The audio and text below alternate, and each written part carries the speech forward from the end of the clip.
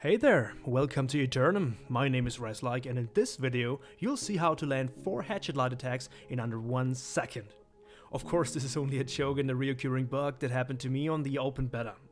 What's really going to happen? We'll go through every single weapon's strength and use in the early game. This is no go hatchet or go home meta video, because every single weapon can be very viable. We'll also look into 22 mini builds that heavily focus on DPS and self-sustain without ever having to provide rations or rest at a campfire. Well, I'd say let's get started.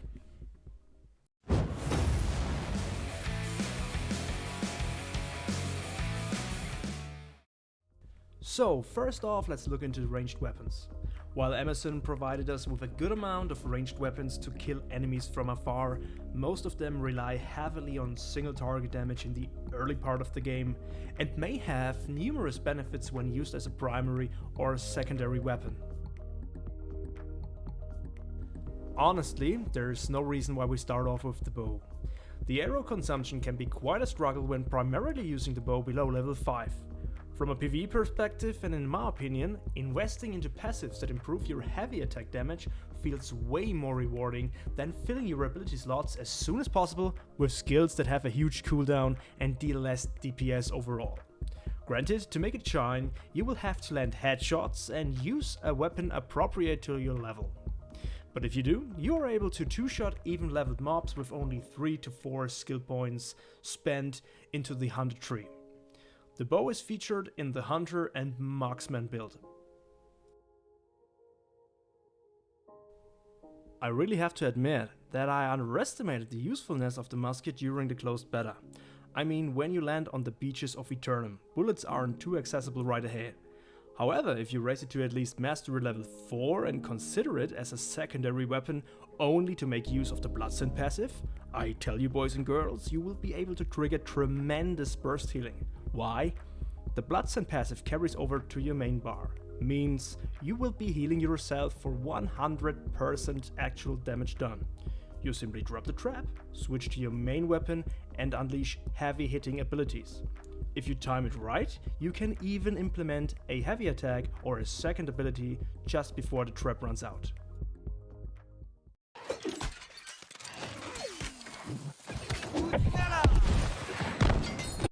The musket is featured in the following builds: Marksman, Demolitioner, the Executioner, Survivalist, Trapper, Musketeer, Hussar, PANZER, the Hammergun.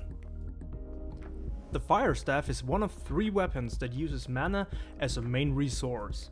Light attacks, heavy attacks and abilities will deplete your mana, and therefore it's reasonable to spend your very first mastery point into spell focus to make your heavy attacks return 5 mana on hit. As you proceed through the Fire Mage tree, you can replace or combine spell focus with Arson's Advantage or Flare. If you use 2 out of these 3 passives, you can fluently dump hard-hitting Pillars of Fire as well as Fireball combos. The Fire Staff is featured in the Pyromender and Demolitioner build.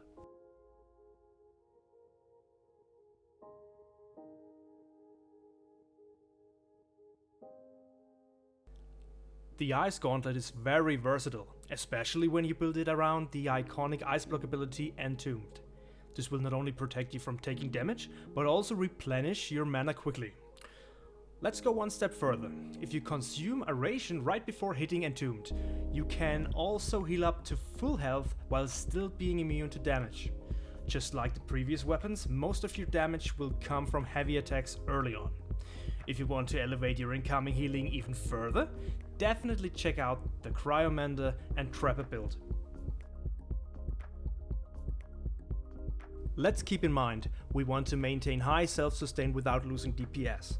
This way we are not allowed to spend any points into focus, which would be the lifestaff's one and only scaling attribute. So why stick with the healing stick? This passive, Blast, will increase all incoming healing by 50% regardless of your attribute point distribution. Though you will benefit from a high focus value on the weapon itself, as it only applies when you actually switch to this mighty support tool. To make it even clearer, in this comparison you can see me using a fully fledged Hatchet strength build, popping Berserk along with Berserking Refresh on each side. On the right hand side, however, I drop Sacred Ground below my feet first. This mechanic is featured in the Shaman, Lawbringer, Pyromender and, like mentioned before, the Cryomender build. Almost halfway, we still have 6 exciting melee weapons ahead of us.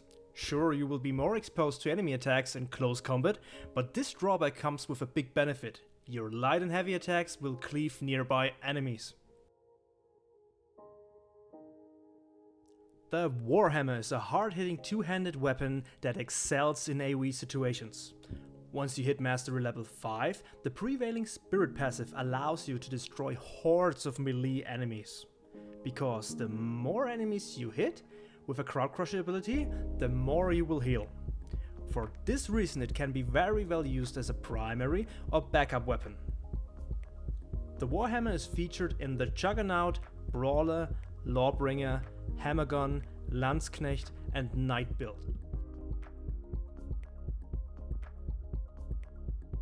The Greataxe is meant to cleave and deliver severe damage to low health enemies. It also offers an essential gap closer for PvP, and together with Reap and its extended range you can become a really formidable foe. I recommend using Execute in both PvE and PvP early on. Especially in outnumbered and outleveled PvP situations, smart use of this skill can turn the tide of battle and force multiple opponents to their knees. This weapon is featured in the Executioner, Juggernaut and Axepert build.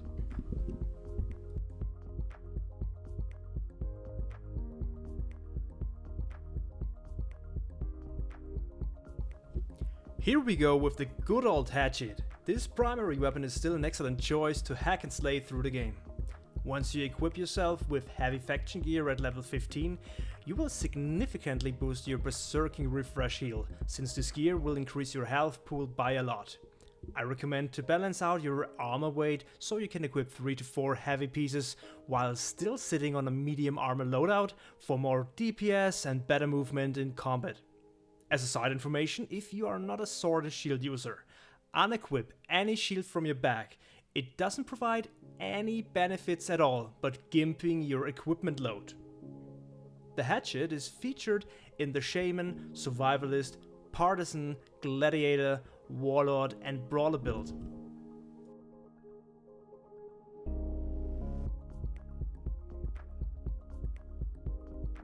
This is your first companion when you enter the world of Eternum, the Sword and Shield.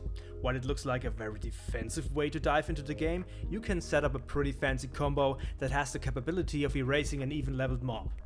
Thanks to Empowered Stab, your successful heavy attacks will increase all damage done by 30% for 5 seconds. Heavy attack into reverse stab, into light attack, into whirling blade. Keep in mind, buffs you cast on yourself, such as the damage increase from Empowered Stab, will be cancelled when you switch weapons. The Sword and Board is featured in the Warlord, PANZER and Knight build.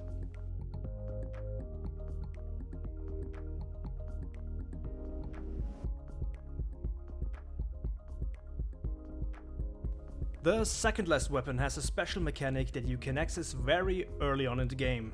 The Spear's Perforate ability, along with the Rupturing Strikes passive, applies a debuff to your enemies for 10 seconds that increases your damage done to them by 30%. Since it's a debuff you place on an enemy, the DPS increase will carry over to your other weapon, which makes it a great choice for your backup bar. Of course, it also works as a primary weapon, and is able to execute satisfying combos together with the stunning Vault Kick. The Spear is featured in the Gladiator, Hussar and Landsknecht build.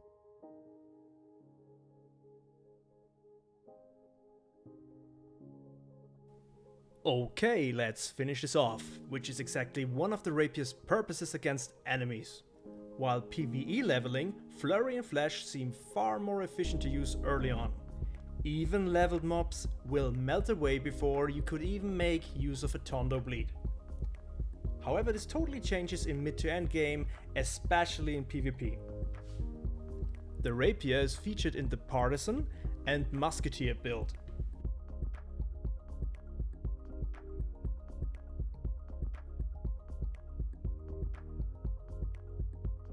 Alright, I promised we'll be going through 22 starter builds.